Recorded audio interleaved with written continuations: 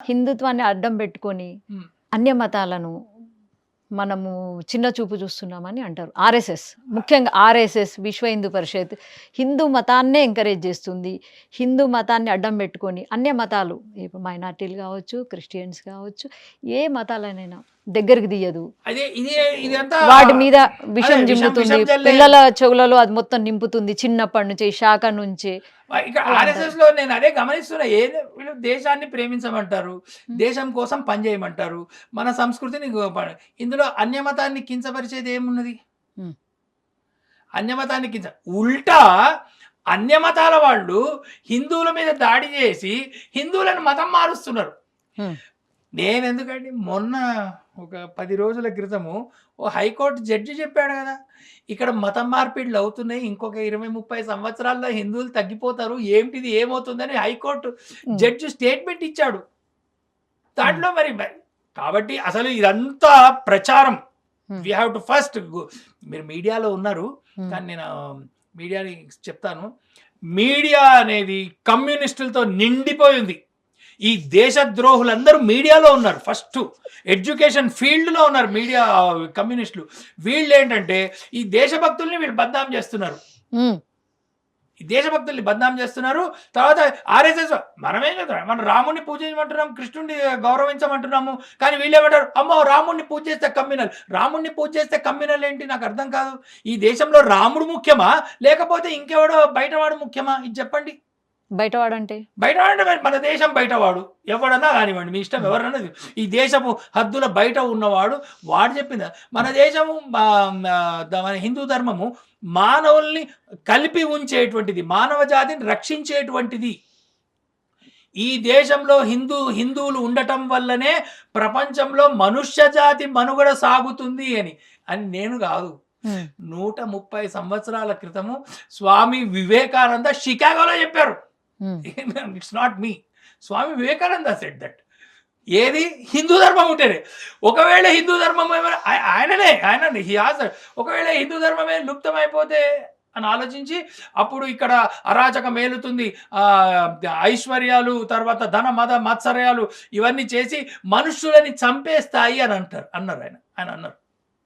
మనకు కనిపిస్తోంది కదా! ఇజ్రాయెల్‌లో కనిపిస్తోంది కదా! పాలెస్టీన్‌లో కనిపిస్తోంది. ఇరాన్‌లో కనిపిస్తోంది. ఇరాక్‌లో కనిపిస్తోంది.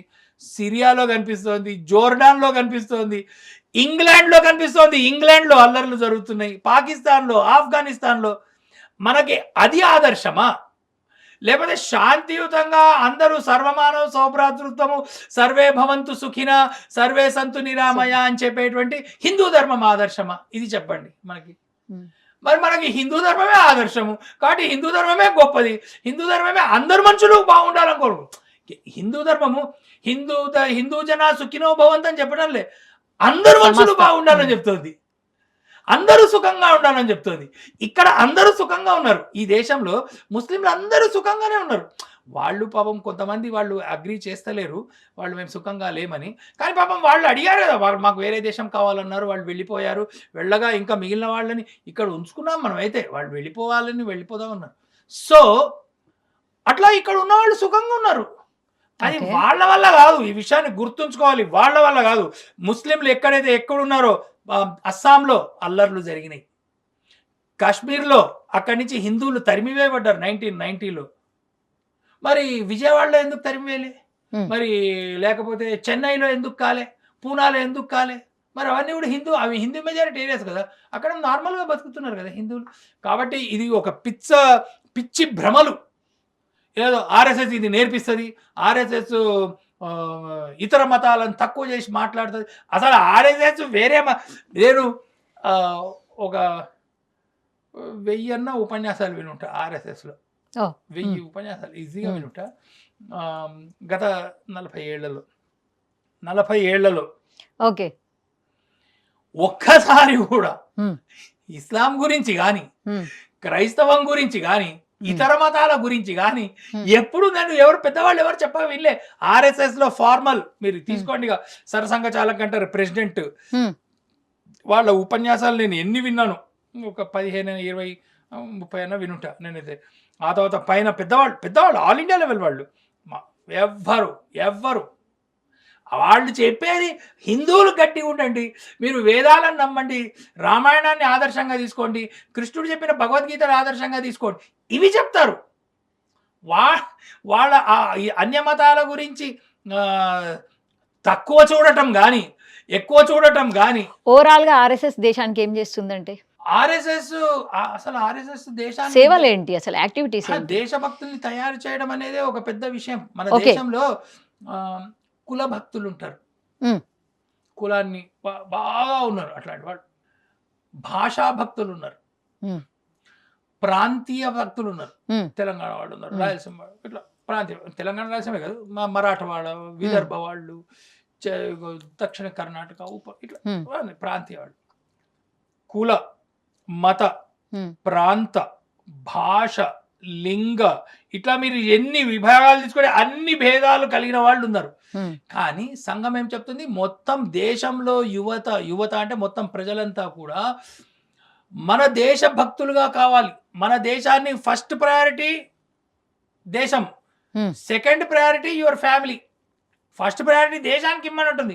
అట్లాంటి దేశభక్తుల్ని తయారు చేసేటువంటి సంస్థ ఆర్ఎస్ఎస్. అంతకంటే మరి అంత దేశభక్తులను తయారు చేస్తుంది అంటారు. మ్మ్. మతం మతం అని బాగా ఎందుకు అంటుంది? మతం మతం అని వాళ్ళు అంటున్నారు, వీళ్ళు అంటలేరు కదా. వీళ్ళు ఎక్కడ అనట్లేదా? అంటారా? వీళ్ళు ఏమంటారు, చాలా వీళ్ళు మంది భగవద్గీత అడుగుతారు. అంటారు. అన్నయ్య చాలా మంది అడుగుతారు మతం అన్నం పెడుతుందా అని. దానికి మీ సమాధానం? మీరు ఇంకొకటి ఆలోచించాలి, ఇది నేను కాదు చెప్పింది, స్వామి వివేకానంద చెప్పారు.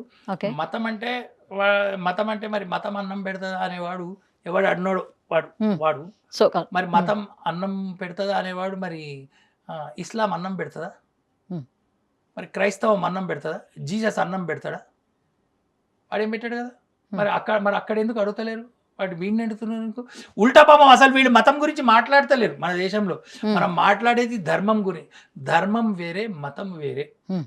ధర్మం వేరే, మతం వేరే. మతం అంటే ఒక దేవుణ్ణి పట్టి పూజించేది. అది సంఘం అనేది ఏం చెప్తుంది అంటే మనం ధర్మం ప్రకారంగా బతకాలి, మ్మ్. ధర్మం ప్రకారంగా బతకాలి, ఓకే. ధర్మాన్ని అనుసరిస్తూ బతకాలి, దేశం కోసం బతకాలి. ఎవడైనా మన మీద దాడి చేస్తే కనీసం మనం రక్షించుకునే స్థాయిలో మనం ఉండాలి. మ్మ్. ఇట్లా లేకుండిండ్రు గత 1000 సంవత్సరాల్లో, అట్లా లేకుండింది. హిందువులు బాగా దెబ్బతిన్నారు, హిందువులను మోసం చేశారు. హిందూ రాజులు పోయి ముస్లిం రాజులతో ఒప్పందాలు చేసేసుకొని ప్రజలని తొక్కేశారు. అట్లా కాకుండా హిందువులు స్వాభిమానంగా బతకాలి, మనం ఎవరి మీద దాడి చేయక్కర్లేదు, వాడినే అక్కర్లేదు, మనం గట్టిగా ఉంటే చాలు అని కోరుకునేటువంటి సంస్థ. దానికోసం ఈ ఆర్ఎస్ఎస్ సంస్థ, దానికోసం ఈ శాఖలు. ఎందుకంటే మనం ఎవరి మీద అటాకులకి వాటికి వీళ్ళేం ట్రైనింగ్లు ఇవ్వరు, ఏం చేయరు. మనం గట్టిగా ఉండాలి. ఎవడన్నా మనల్ని దాడి చేస్తుంటే మనం ఆపగలిగేటువంటి కెపాసిటీ ఉండాలి. లేకపోతే మనం తన్నులు తింటాం, చచ్చిపోతాం, తర్వాత మన లేడీస్ని రేప్ చేస్తారు, లేకపోతే ఎత్తుకపోతారు, అమ్మేస్తారు. ఇవన్నీ జరగలేదా? జరిగినాయి కదా హిస్టరీలో. వీటన్నిటిని ఆపుతుందా ఆర్ఎస్ఎస్? ఆపడానికి ప్రయత్నం అయితే చేస్తుంది. ఇవన్నీ ఆర్ఎస్ఎస్ ఉందనేటువంటి భయము దేశంలోని విద్రోహులకు ఉన్నది, తర్వాత దేశం బయట వాళ్ళకు కూడా ఉన్నది. సరే, దీన్ని ఎట్లన్నా ఆపాలని ప్రయత్నం చేస్తున్నారు. కానీ ఈ ఆర్ఎస్ఎస్ ఏదో ఒకళ్ళ పైన ద్వేషంతోనో ఒకళ్ళకి వ్యతిరేకంగానో పనిచేసేటువంటి సంస్థ కాదు. ఇది దేశం పట్ల ప్రేమతో, దేశం కోసం పనిచేద్దామనేటువంటి సంస్థ. కాబట్టి ఎవడు ఎన్ని ప్రయత్నాలు చేసినా ఈ దేశం పట్ల ప్రేమతో ఉన్నటువంటి వాళ్ళు మన దేశంలో స్పందించి సంఘం పెరుగుతూనే ఉన్నది. కానీ అవరోధాలు ఎన్ని వచ్చినప్పటికీ సంఘం తగ్గుతలేదు.